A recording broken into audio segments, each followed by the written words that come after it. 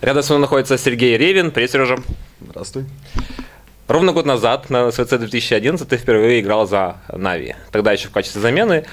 Позже ты прошел полную процедуру отбора, через постель попал в состав и стал полноценным членом команды. Что для тебя изменилось вообще вот за этот год в плане игры и в плане твоего пребывания в Нави? Ну, наверное, я стал официальной частью уже команды. А в плане игры, наверное, ничего не изменилось. Просто сыгранность с ребятами стала на протяжении уже года. В принципе, ничего не поменялось в плане игры.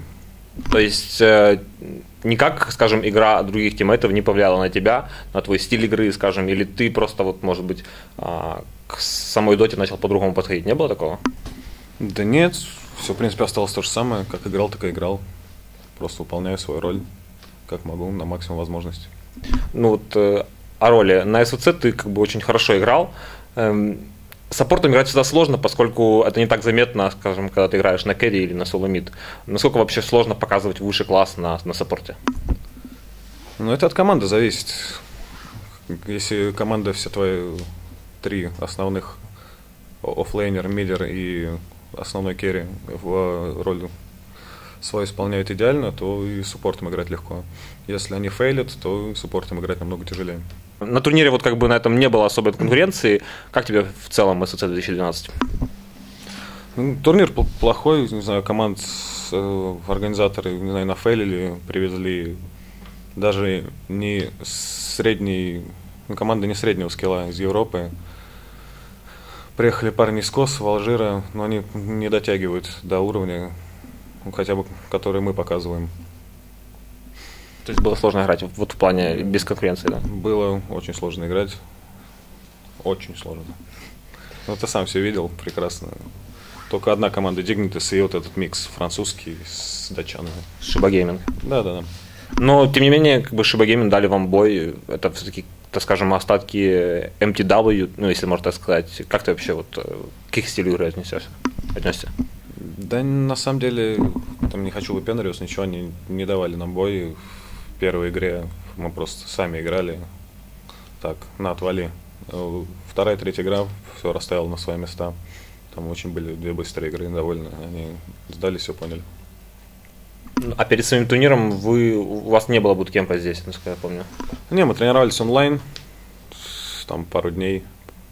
Просто поиграли, кто паблик. Опять же, команд нету в онлайне. Никто почти не тренируется, не знаю, куда все пропали, вымерли, как мамонты. И как вы тренировались? Да каждый тренирует, просто приспосабливается к новой версии, к апдейтам.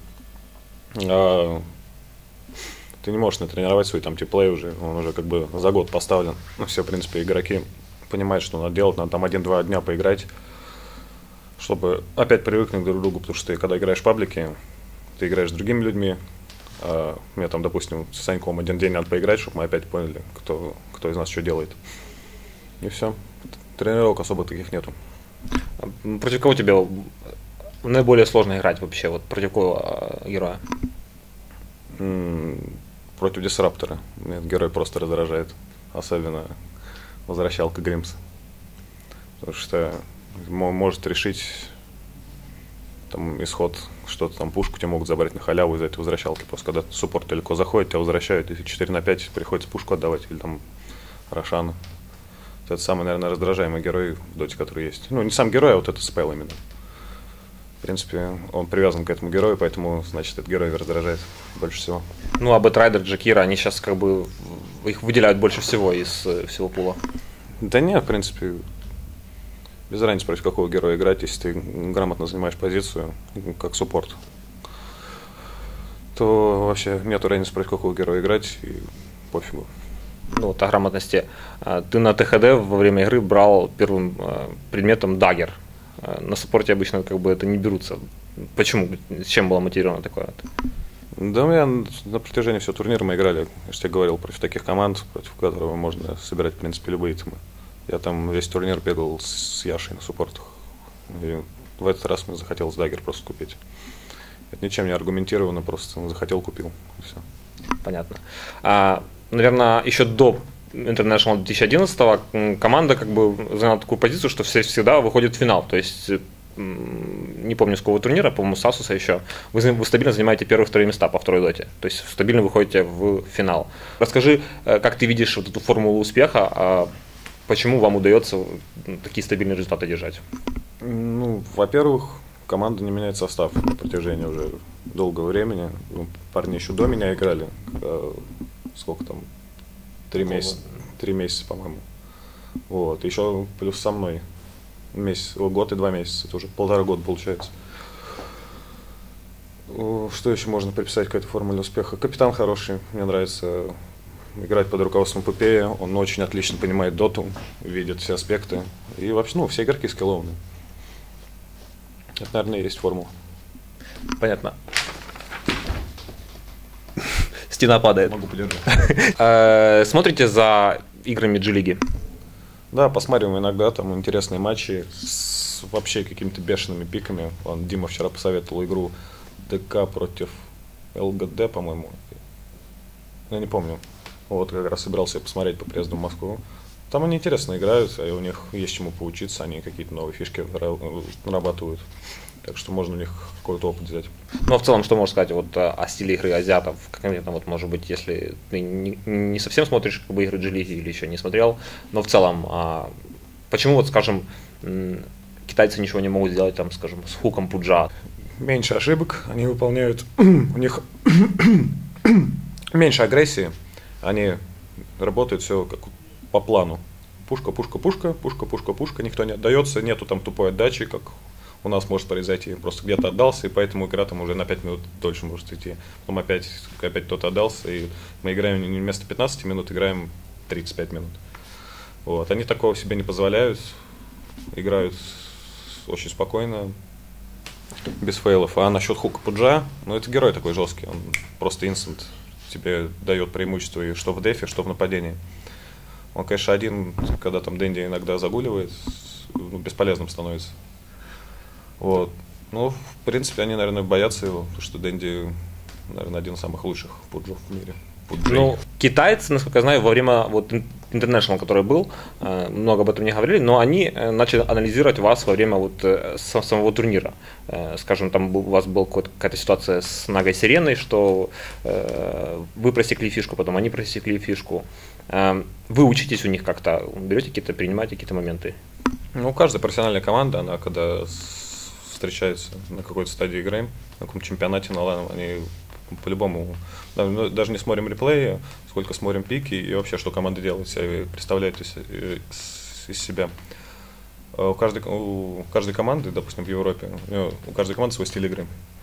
Вот. И к европейским командам мы привыкли, мы примерно знаем, как каждая команда играет. А вот насчет китайцев, их надо изучать, что они делают до каждого пикселя на карте. Либо ты не сможешь выиграть у них.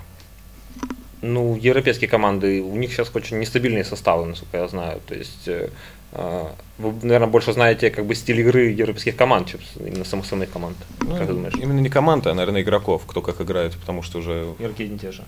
Да, игроки одни и те же, просто они миксуются постоянно в какие-то разные команды, а мы сколько лет уже играем, в принципе, против одних и тех же людей. Я, наверное, могу вот такой список назвать, кто как играет. Прям поголовно. От европейцев до русских ребят, до Empire тех же.